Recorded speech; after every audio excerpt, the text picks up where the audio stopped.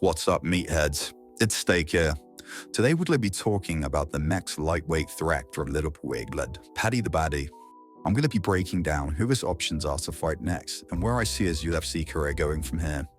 Please like and subscribe to my channel so I don't have to sell my kidneys for a living. Paddy the Baddy is 23-3 in MMA and 7-0 in the UFC. This funny accent and hair gained him a lot of attention in his debut back in 2021. And since then, he's been on an impressive run going undefeated. That's not to say that there hasn't been some close calls. Mini corner. A lot of people have been saying he's overrated and would never make the top 10. But after a dominant finish over Michael Chandler, could he be the next lightweight champion? Paddy's main skills come from the ground. He has multiple wins by submission and has a BJJ black belt.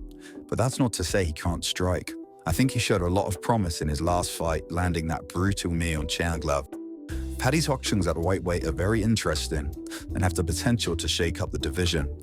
First of all, he could fight either Charles Oliveira or Arman Tsarukyan for the #1 contender spot.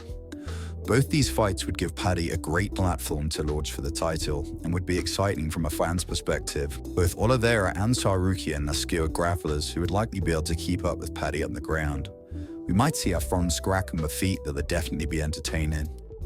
But with both these fighters coming off a win, would they be willing to fight so far down in the rankings? Let's be honest, the lightweight division is a mess right now, and it would be very difficult to convince either fighter to risk that spot at the top without a title shot. Maybe a more interesting fight Paddy could take would be against Max Holloway for the BMF belt. Despite being an all-time great, Max is coming off a knockout loss and is likely going to have to fight someone lower ranked.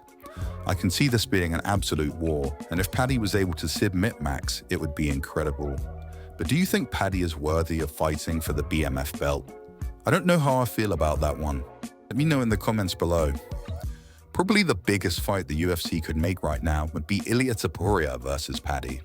These two have a history of hatred for each other and would create a great grudge match for the fans.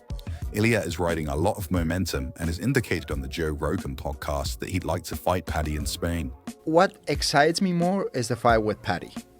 Really? Yeah, that fight excites me even more. And if they could put that fight in Spain, in the Bernabeu Stadium. Ooh.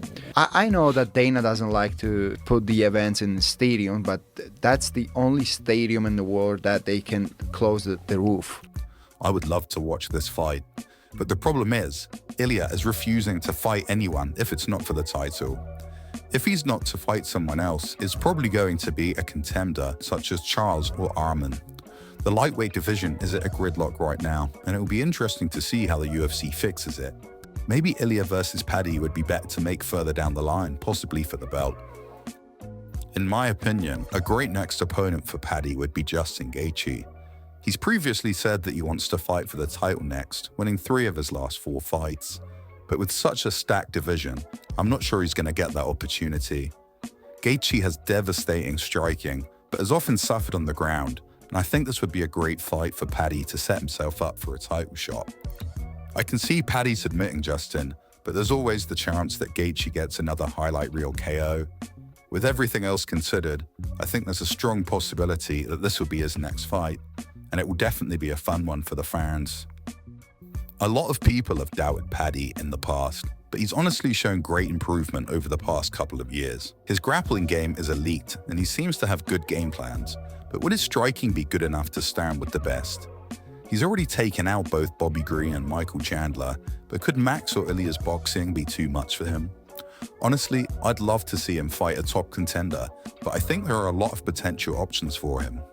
Do you think he has what it takes to dethrone Islam Makhachev or any of the other elite guys?